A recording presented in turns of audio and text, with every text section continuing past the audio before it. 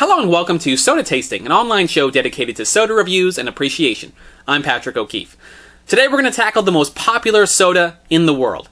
That's Coca-Cola. And to be honest, I was kind of avoiding Coca-Cola because, I love Coca-Cola. I'm a huge fan of Coca-Cola as a brand and as a flavor. But at the same time, it's kind of like reviewing a book everyone else has already read 100 times. What else am I going to say here? Yet, it is a soda, and so I want to treat it as just any other soda and review it here on Soda Tasting. What really led to me reviewing it was a viewer request. Smavlogs, S-M-A-V-L-O-G-S 707 on YouTube requested that I review Coca-Cola, so that's really the reason I'm reviewing it right now. I probably would have waited longer, but if not for that request. So thank you for the request, thank you for supporting the show, and let's dive into Coca-Cola.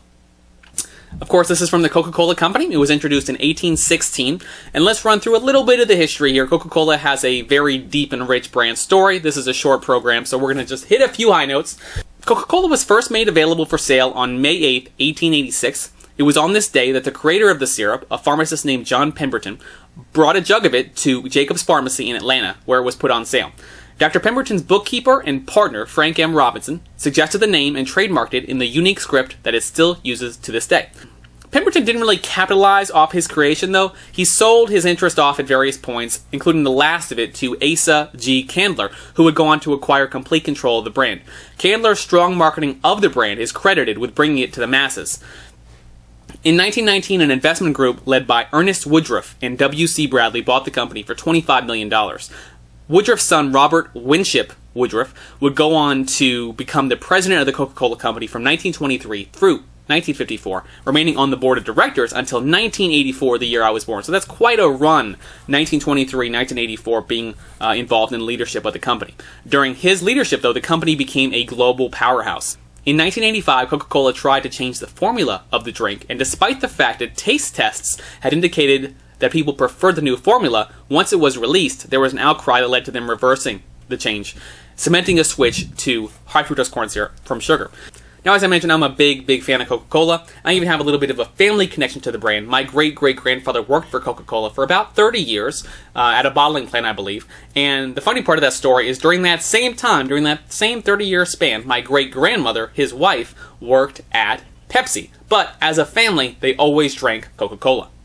Alright, now let's take a look at the nutritional facts here. In 12 ounces of Coca-Cola, you will have 140 calories, you will have 45 milligrams of sodium, 39 grams of total carbohydrates, all of which are sugars.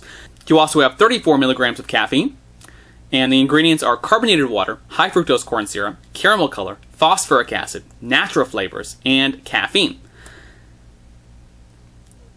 So again, 140 calories, 34 milligrams of caffeine, and sweetened with high fructose corn syrup.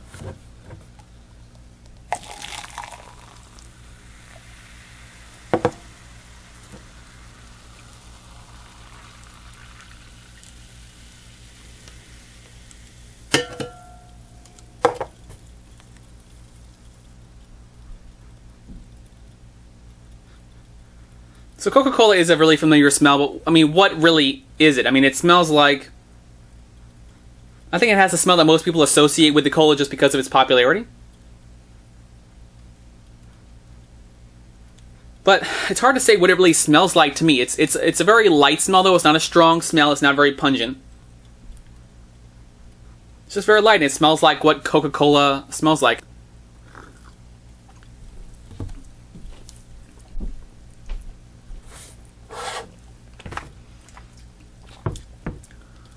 It's hard to tell exactly what I'm picking up when I taste Coca-Cola, but it's safe to say that for many people, what Coca-Cola tastes like is the definition of a cola. And to me, it's really the balance of the flavors that I love. I think there's a lot of things there. There's some tanginess, there's the bite, there's the sweetness. They all blend in really well. I think the proportion through which the flavors come out is, fairly equal, and I think that is a strength of the flavor. It's a strength of the brand. There are tangy colas, there are sweet colas, there are colas that have a lot of bite, there are colas that taste like, tea, there are colas that taste all sorts of different ways. And those colas that rely on one particular flavor very heavily, I think of those as sort of niche colas because they are only going to appeal to the people that really like that particular flavor. Now, me personally, I'm kind of a fan of sweeter colas, and I think Coca-Cola comes up really strong there, but I like there to be some bite, and they deliver that as well. So to me, Coca-Cola is, as far as the colas I've tried on the show and elsewhere, is my favorite cola, and I like it a lot. And it's hard to rate this again because it's like rating a gold standard in a way. That said, I want to treat it like any other soda. So really, it's kind of between 4.5 and 5 for me. I really like the flavor that much. When I think of colas, I think of Coca-Cola, and that has not changed since I started this show. I've tried a lot of different colas and a lot of different form factors, a lot of different ingredients, and I continue to come back to Coca-Cola. It is sort of a staple drink for me where I can always get a Coca-Cola and be content with it. So, 4.5 or 5. One of the standards of really the high ratings that I give is it a flavor that I get sick of? Is it a flavor that I tire of? Is it a flavor that fatigues me?